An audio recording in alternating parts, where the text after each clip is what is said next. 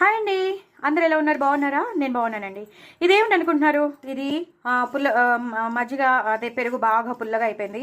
So పుల్లగా అయిపోయిందని నేనేం చేశాను, కొంచెం వాటర్ పోసేసాను, అందులో కొంచెం ఉప్పు వేసుకున్నాను, అలాగే పచ్చిమిరపకాయలు వేసుకున్నాను. ఒక పెద్ద పచ్చిమిరపకాయని ఇలా ఇలా తుంచి వేసేసుకున్నాను, అలాగే కొత్తిమీర వేసుకున్నాను, కరివేపాకు వేసుకున్నాను, పుదీనా వేసుకున్నాను. సో ఇదంతా వేసేసుకున్నాక మంచి ఫ్లేవర్ వస్తూ ఉంటుంది కదా. ఉప్పు కూడా వేసేసుకున్నాను, నేను ఆల్రెడీ చెప్పేశాను. కొత్తిమీర, పుదీనా, కరివేపాకు, పచ్చిమిరపకాయలు అన్నీ వేసాను.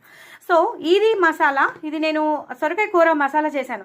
సో పల్లీలు, నువ్వులు, కొబ్బరి, టమాటో, ఉల్లిపాయ అన్నీ ఉంటాయి ఇందులో. సో ఆ మసాలా ఏంటో మీరు ఒకసారి లాంగ్ వీడియోలో చూస్తే మీకు తెలిసిపోతుంది. ఆ మసాలాని మీరు ఇందులో వేసేసేయండి. అవునండి, మీరు వింటున్నది కరెక్టే.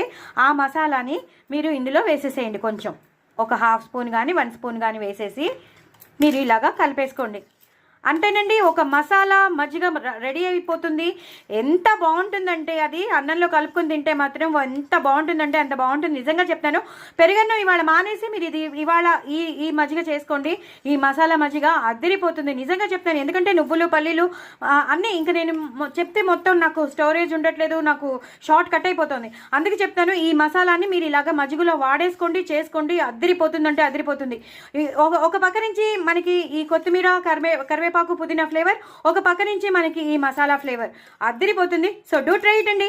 నచ్చితే మాత్రం లైక్ కొట్టండి, షేర్ చేయండి, అలాగే నలుగురికి నా ఛానల్ని సబ్స్క్రైబ్ చేసుకోమని చెప్పండి. చాలా చాలా టేస్టీగా ఉంటుంది. ఇంకా నేను 10 సార్లు చెప్పను, మీరు చేసుకోండి, ఎంజాయ్ చేయండి. నా ఛానల్ మాత్రం సబ్స్క్రైబ్ చేసుకోండి, అసలు మర్చిపోద్దు. బాయ్ అండి.